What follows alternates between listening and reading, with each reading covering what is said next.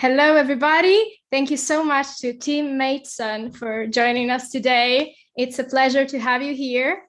Oh, Chiara, it's wonderful to be here and nice to visit you. So, Tim, tell us a bit, what's the main element in Dr. Vernon Mullen's character and the show Virgin River in general that fascinates you the most and drew you to join this amazing show? You know, the thing I guess that drew me was the medical aspect of the character. And I think that most all of the characters in Virgin River are people who have suffered a trauma in their life and have sought out this little community of supportive people and crazy people and you know, a beautiful environment where people can sort of quote get their heads together. And Yeah. Vernon was a big time doctor in Seattle, ran a portion of a hospital and was the head of a department and just got fed up with it. And because he didn't have contact with his patients, so he sought to move to a smaller venue and where he could basically, in a small town, you know all your patients, you know who they are, you know what their life is, you know everything about them. And while that is sometimes more difficult because then you have feelings about when they get sick or if they pass or something, but that was the thing that interested me in it, that is a person who's seeking to connect more with humanity than to elevate himself in a business world, you know. And so it's sort of like working to live rather than live to work. Yeah, absolutely. And that's, I think, also the element that won the fans' heart while watching the show, this humanity in all the characters and the way they approach life on Virgin River and such. And we can say that Doc had a one-of-a-kind journey throughout the 3 seasons of the show. He began his journey by showing off in some ways, was a bit grumpy also, and not so likely to approach medicine in a more innovative way. And little by little, he won the fans' heart, and we built this beautiful relationship with Mel and all the characters on Virgin River. What's been the biggest challenge for you in playing Vernon Mullins, and what we can expect from his journey on season 4? Well, I think one of the bigger challenges, not being a doctor, you know, is to make sure that the procedures that you're performing on camera are done correctly. You know, the examinations or the triage or the, you know, the way you administer your your skills to help a person. It has to be done correctly. And then oftentimes they're the craziest words, you know, describing a medical term, describing something which a doctor just throws off it casually, whereas an actor, I have to practice that and work on that, and I have to find a place to keep it in here so that it just comes as second nature. And the other thing is,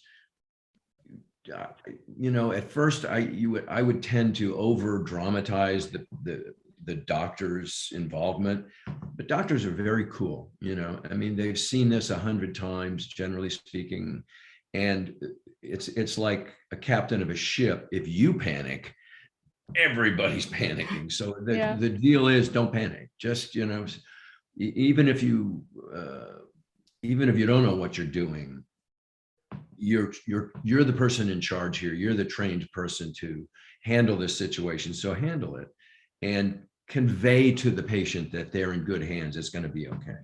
I think his journey this season 4 has to do with reuniting with the woman he loves, who's suffered, you know, a brain injury and hope. And you know, it was in a way their relationship gave him a chance to redeem himself. He had a great love with a woman who he betrayed and lost, And then he's sort of been trying all these intervening years to make it right. And just when he thought it was going to be made right, then she's injured. And now it brings up a lot of questions. Is she ever going to be the same? Is it the same woman I know and love? And can I help? And how do I make sure that I keep her forefront in my life and get her back to the best she can be? And how does that affect your relationship? I mean, an unexpected event like that can complicate a relationship and complicate feelings, especially if a person can't give back, the care and love that you're providing. So I think it's those things. And he's got a physical issue, although it seems to be more under control, but he's got macular degeneration, age-related, where I think it's the stiffening of the eye. You're getting cloudy vision, and you're getting, funny things in your sight, which complicate things for a doctor, and now that he's open about it and he's accepted that, and he's getting treatment. My mother-in-law, Honorina Marietto, she has macular degeneration, and she goes and gets her treatment every couple of months, and she lives a very normal, active life at 80. So it's something I think you live with and learn to adjust. And I think that's him. And also, he has another doctor as a partner, and he's got Mel there. Although I think we're going to challenge their relationship in this coming season. I won't give away too much, but I deeply adore Mel, and Alex Brackenridge is just so much fun to work with and practice medicine with, and she's just the heart and soul of the show. Yeah, absolutely. And another big plot twist that we saw in the season 3 finale is the arrival of Doc's nephew in town, played by Kai Bradford. What we can expect on that side of their reunion and all their storyline and such. Well, that was really a wonderful surprise for me, to find out he has a grandson, and I just had my first grandson. My daughter Emma has a baby that's 8 months old, and his name is Zia, which means light in Pakistani.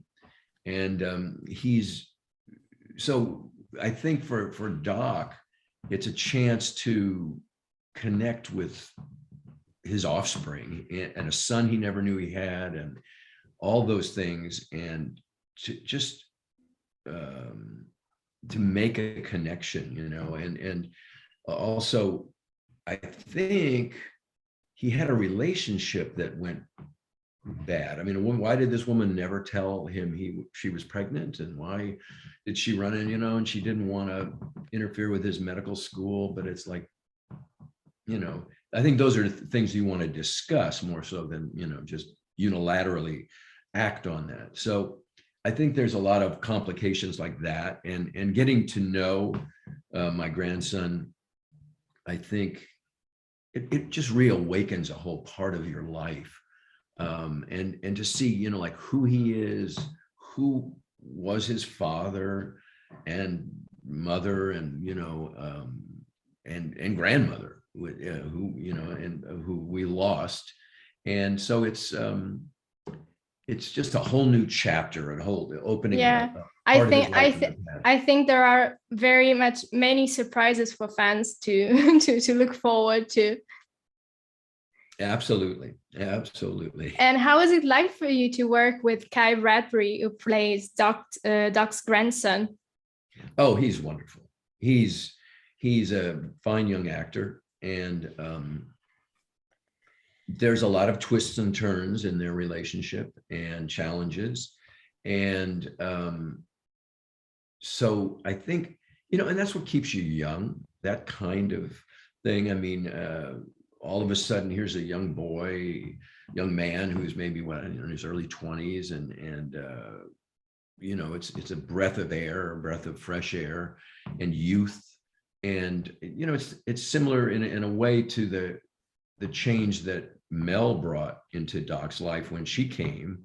And, you just start looking the world through somebody else's eyes. And he was sort of older and stuck in his ways. And he had his routine down, and that's the way he did things. Whereas when Mel comes in, he's got to rethink everything, and he's got to communicate with her, and she gives a new perspective, which I think makes you younger, and it's more it's healthier to be exchanging ideas with somebody professionally and personally. And I think that, he's come to admire Mel, as a partner, a medical partner, and also to enjoy her as a person. She's just, got a heart as big as the whole town. So it's just a treat. It's a win-win for him. Absolutely. Yes. And talking about relationship, we cannot not love Doc's relationship with Hope. What can we expect for them in season 4? Also considering that we didn't see Hope at all in season 3, since she was stuck away from Virgin River. Yes. Well, we can see that, at the end of season 3, she came back, and she was injured in an auto accident and has a traumatic brain injury. So it's all about their relationship has a new block in the middle of it. There's a new something between them, which is her recovery from her injury, how quickly she can recover. Will she totally recover? How does that affect them? How does it, is she going to be the way she used to be? And I think that's, it also tests any relationship when someone is injured, because now, are they the same person? Are they the person that I loved? And you don't want to desert somebody who's in need, but it can impact on your feelings for them, if they're not reciprocated, or they're reciprocated in a different way, or if she's changed radically, but I think underscoring all of that is that they had a deep, deep bond that they have to keep trying to keep it alive, and to resurrect, and to find again, or find a new way. I think he deeply, deeply loves Hope. She's given him a second chance to make right by her, to do right by her. And then this crazy accident happened. So it's like the irony of it is unsettling, but hopefully there'll be a way around that, and now with a new doctor in his office, he can take a little more time and spend it with Hope, and spend it with his grandson, and I think have more personal time. Absolutely. Yeah. And how is it like for you to build this relationship with Annette OToole, who plays Hope? Well, I've known Annette for, gosh, I don't know, 30, 40 years. When I was, just before I did Animal House, she and I did a television episode of a series, an anthology series on NBC, I believe. And so I've known of her because I'd worked on a film with her then boyfriend, an actor, a wonderful actor named Bruno Kirby, who was in Godfather 2 and Good Morning Vietnam. And he's wonderful. And City Slickers, he's an incredible actor who's now gone, unfortunately.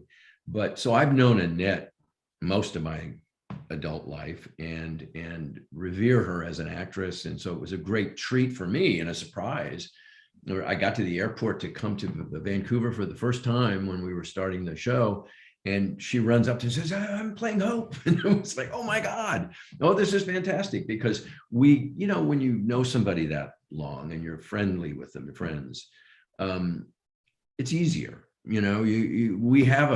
have a fondness and a trust with her that is really, really wonderful. And so I really enjoy working with her. And in many ways mirrored the relationship that Doc and Hope have, because I didn't, I'd known Annette forever. And so it's a chance to rekindle our relationship. I didn't betray her like Doc had betrayed Hope, but thankfully, we do have a backstory that we can share. That's beautiful. And as you mentioned earlier, another great friendship that Doc cultivated throughout these past seasons on the show is the one with Mel. And how is it like for you to work with Alexandra Brackenridge, and what we can expect for their relationship on season 4? Well, Alexandra she's as I said, the heart and soul of the show, and she's a wonderful scene partner. To be in a scene with her, she listens so intensely to what you are saying, and it just makes things so simple and real that it's just a joy. It's all the scene's over before you imagine you don't feel like you're acting. You're just talking to a person that you have this relationship with, and she's so much fun on the set between takes, and just keeps things light. And so she's sort of the spirit of the whole series, and keeps us all amused and constantly falling in love with her. And she's just wonderful to be around. Great. And another question: if you have to choose one character apart from Doc that you would have loved to play on Virgin River, which one would it be? Well, that's interesting. It's so funny in my career, because I started as a kid actor, and when I was like in my late teens, I got to play the young, kind of awkward boy, and so we have that character in our show too. He's going to join the Marine Corps and head off, and then when I got older, then I was sort of the leading man who, had a love interest, usually in the shows that I was doing, the TV movies or the shows that I was doing or movies I was doing. And that's not unlike what Martin is playing, a role like that. So I played several of those roles, and now I'm sort of the older representative of an older generation here. And I love that on this show they